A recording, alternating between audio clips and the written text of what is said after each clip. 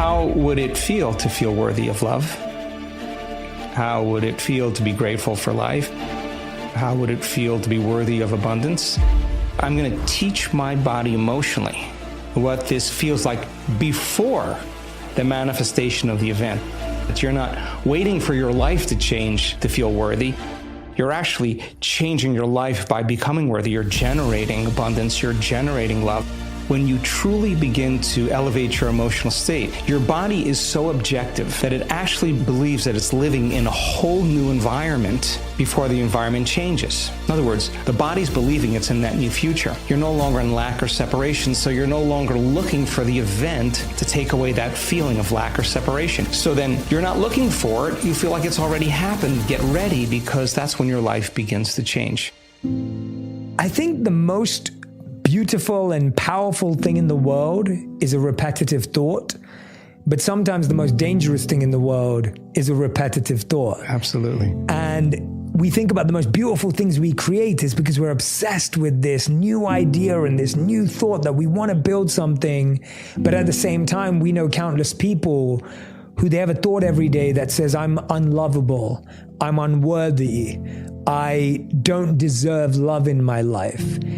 If someone's having a negative, repetitive thought, specifically around self-worth, what they believe they deserve in love, where do they start with that thought? Well, we think primarily 90% of the time we think the same thoughts as we thought the day before. The challenge with that is the thought that you keep thinking over and over again becomes a belief. And nerve cells that fire together wire together. So the more nerve cells fire, the more they develop long-term relationships and the more hardwired they become. The more hardwired they become, the more automatic they are. The more automatic they are, the more unconscious they become. So the process of change really requires becoming conscious of your unconscious thoughts, which means just because you have that thought doesn't necessarily mean it's the truth. If you have that thought and you accept it, you believe it, you surrender to it without analyzing it, that thought will lead to the same choice, which will lead to the same behavior, which will create the same experience, which then will produce the same emotion. The same emotions then drive our very same thoughts. In time, our biology, our neurocircuitry, our neurochemistry, our hormones, and even our gene expression stays the same because we're the same. So in the process of change, when you come up against that unconscious belief and you make it conscious, most people get uncomfortable when they confront that thought. And they're stopping an automatic process. And the body, which has been conditioned to be the mind because it's doing something over and over again, that's a habit, is craving the experience because it wants the emotion associated with it, right? So the thought of being unworthy produces the feeling of being unworthy. That feeling then, when the person feels unworthy, tends to cause the person to think more unworthy thoughts. And it only takes a thought and a feeling, an image of yourself and an emotion, a stimulus and response, and you can condition the body to memorize that behavior and that emotional state better than the conscious mind. So the moment we inhibit that thought, or the moment we become conscious of it and we no longer accept it, there's a biological craving that takes place in the body because the body has been conditioned to be the mind. So the body starts influencing the mind to think more corresponding thoughts equal to that feeling. So here comes the assault. Now, you're not only unworthy, you're everything else that goes along with that feeling. And this is where people have to make up their mind if they truly want to change. Because if you decide to confront that thought and make a different choice, get ready, because you're going to feel uncomfortable. It's going to feel unfamiliar. And there's going to be some uncertainty because you're stepping out of familiar territory. Now, you're stepping out of the known and you're stepping into the unknown. Now, this is really when you leave the bleachers and you get on the playing field, because the brain immediately looks around in its environment to see if anything's changing because you're changing,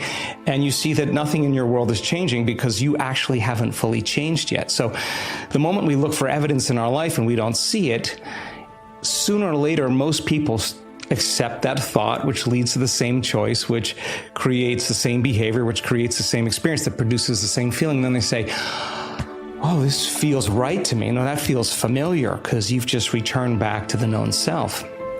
I think that when people truly want to make up their mind to change and they become so conscious of those unconscious thoughts, they would never go unconscious to them again. That's the moment the body is being reconditioned to a new mind. If you inhibit that choice, that leads to that habit or that behavior. A habit is when you've done something so many times, the body knows how to do it better than the brain. Now you're stopping the body from being on its automation, on autopilot. And if the body's craving the feeling of unworthiness and you're stopping the body from feeling that way, and you're aware in your life how you speak, you're aware in your life how you're feeling, and you're checking in, you're saying, do I really want to feel this way? This is that river of change where you're going from the old self to the new self. So it makes sense then. If those principles in biology work in that way, they could actually work in our favor. So if you said, okay, I'm going to sit down for a few minutes, I'm going to become so conscious of my unconscious self, my unconscious personality, that victory today would not be going unconscious to those thoughts,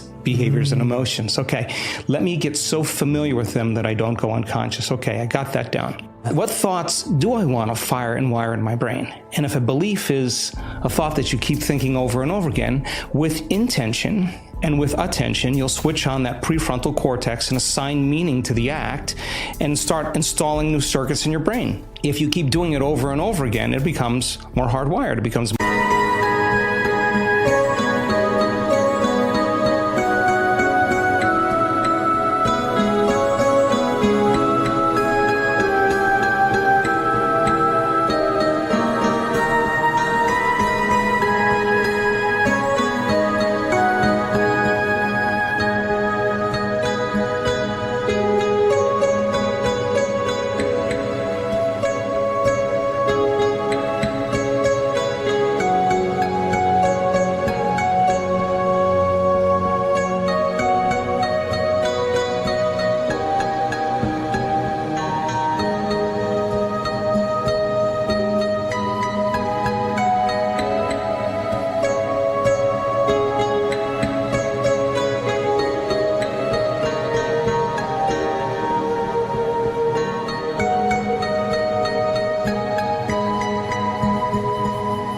automatic, and now you're installing a new belief that you are worthy of love, you are worthy of abundance, you are worthy to heal, whatever that is. That's the thought you do want to believe in. And when it matters the most is when it's the hardest. Because if you don't have the circuitry in place, you'll default back to the old programs, right? So then if you said, how am I going to be in my Zoom calls today? How am I going to be in traffic today? How am I going to be with my ex, my coworkers? And you started thinking about and rehearsing how you were going to act in certain situations. The brain actually doesn't know the difference between the real life experience and what you're imagining. The research on mental rehearsal shows that the brain will look like in time that it's already had the experience and it's vacant of the experience. Now, keep firing and wiring those circuits and you're going to begin to behave that way. So now you're installing circuitry now to use in your life to get your behaviors to match your intentions. If you said, how would it feel to feel worthy of love?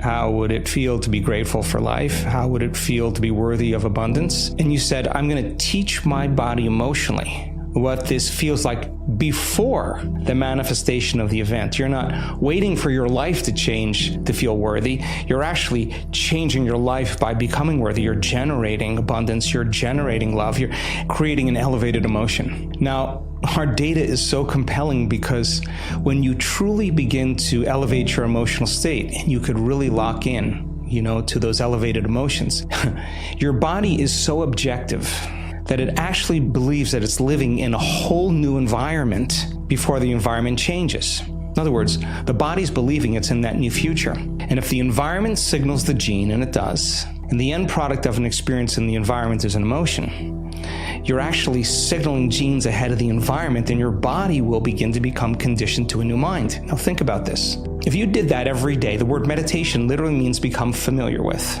You become familiar with your old self. You become familiar with your new self, and you say, I'm not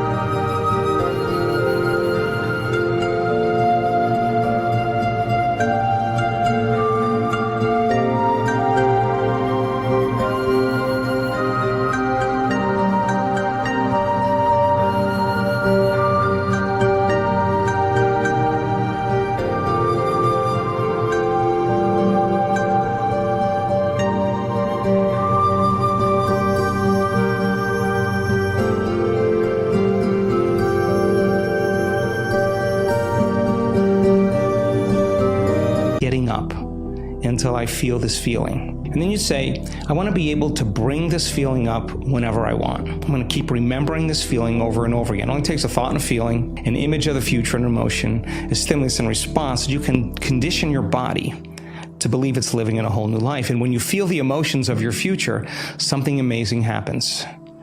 You're no longer in lack or separation, so you're no longer looking for the event to take away that feeling of lack or separation. Your body's actually believing it's in the event. So then you're not looking for it. You feel like it's already happened. Get ready, because that's when your life begins to change. And so we've discovered that if you're actually practicing this and you immersed yourself in that experience fully for 7 days, the amount of metabolic and biological changes that will take place in your body will be so significant that your body will actually believe it's living in that future. And yet, most of the people that come to our workshops are literally in a ballroom. There's nothing really exciting happening in the environment, but their body's believing they're living in a whole new life. And so one thought leads to a choice, which leads to a behavior, which creates an experience that produces an emotion. So then new information, new knowledge begins to cause you to think differently. If you can remember that knowledge and begin to make a different choice because you want to experience the truth of that information, you'll have to behave differently. And when the experience occurs and you feel the feeling of your abundance or wealth, I guarantee you're going to continue wanting to make the process of change something consistent in your life.